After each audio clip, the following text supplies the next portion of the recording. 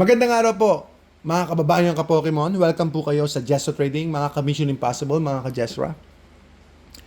At narito muli tayo upang mag-share po ng ilang information para mabigay po ng konting tips patungkol po sa hobby natin dahil ang init po ng Pokemon ngayon, ng Prismatic Evolutions, wala pong stocks, wala pong mga products. So, wag po kayo magpapadala sa hype, wag po kayo magpapadala sa FOMO, wag po kayo magpapadala sa overpricing, wag po kayong bibili ng overprice.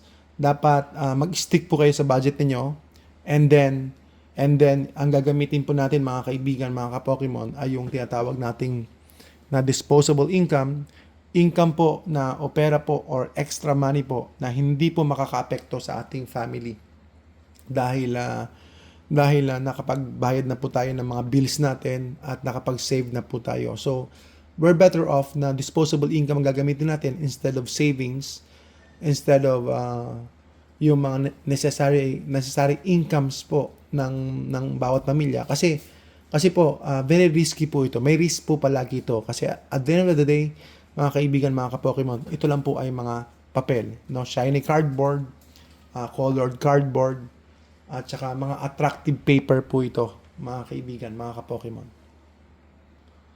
Mga kababayan ka-Pokemon, nasa bull market po tayo. Ibig sabihin pataas po yung mga presyo. At pag pabagsak po yung presyo, yung market ng Pokemon, ay ang tawag po dyan ay nasa bear market, pabagsak po. At tayo po ngayon ay nasa pataas. Mula po noong October, November, December, pataas na po ng pataas. Lalo na po ngayon, January, pataas na po ng pataas ang mga prices. At yan po yung Prismatic Evolutions, hindi lang po tumataas ang prices, pati demand at saka bumabagsak po o bumababa po yung supply. Hanggang ngayon ay wala pa rin po akong masyadong maraming Prismatic Evolutions. Although gusto ko po magkaroon pero wala po kasi overpriced na rin po yung mga products. So naghihintay po ako ng reprint, naghihintay po ako ng supply. Baka sakali makapasok po ako na kahit paano ay closer to MSRP po, mga kaibigan, mga ka-Pokemon. So, abang-abang lang po tayo ng mga posibilidad at ng mga kapalaran. So, itabi muna natin yung mga pera natin. Kung gusto niyo bumili ng mga ibang mga products, Scarlet and Violet sets, and then yung Sword and Shield sets na in stock pa rin, ay pwede po, bahala po kayo, pero ang importante, ang gagamitin niyo po ay ang inyong disposable income. Wag po kayo magte-take ng loan, wag po kayo magte-take ng line of credit or gagamitin niyo po yung mga savings fund niyo. So, mag-ingat lang po tayo, At dapat yung bibilihin po natin, hindi lang po tayo nasisilaw sa pera, kundi gusto po natin yung binibili natin. So, importante po ay ma-enjoy po natin yung products. Ako naman personally ay may passion po ako sa products na ito.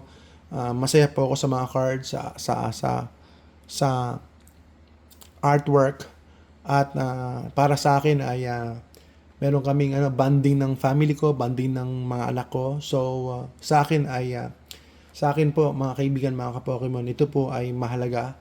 So dapat po papasok po kayo sa hobby na ito na naiintindihan ninyo na ito lang po ay mga papel.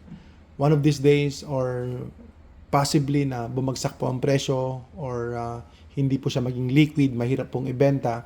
Dahil papel lang po ito, uunahin ng mga tao syempre ang pagkain, uunahin ng mga tao syempre ang ibang mga bagay na mas mahalaga at mas importante kaysa po sa mga papel na ito.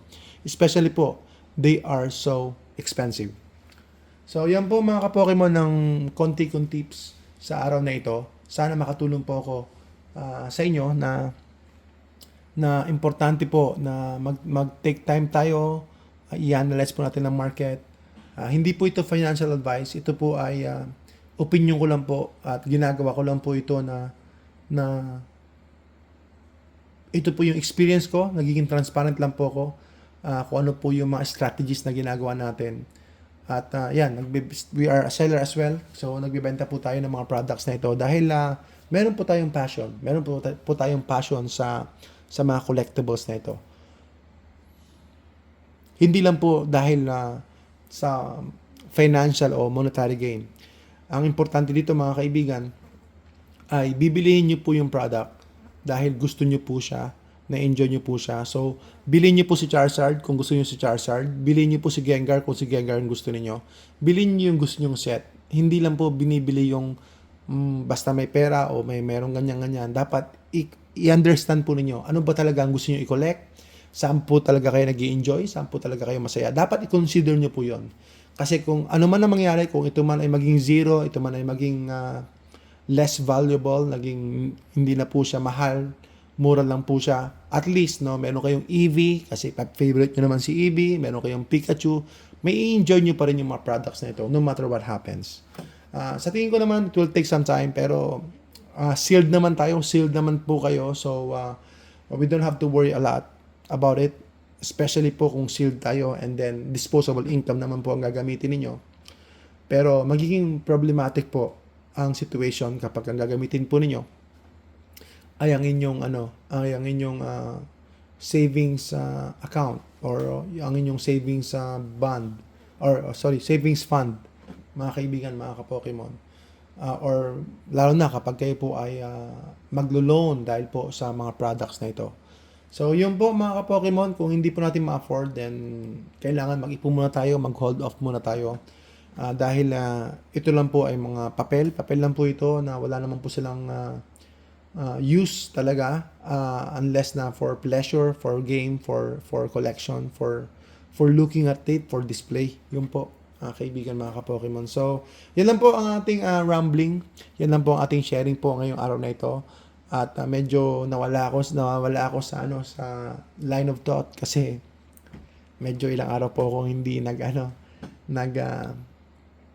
nag-share sa inyo.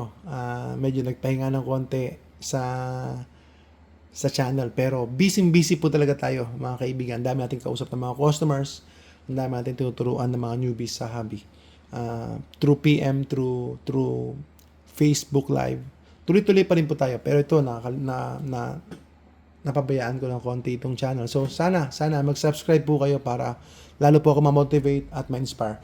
Maraming salamat po, mga ka-Pokemon, mga kababayang ka-Jesra, mga ka-Mission Impossible. Pagpalain po kayo ng ating pong may kapal. Maraming salamat po. That's it. Salamat po.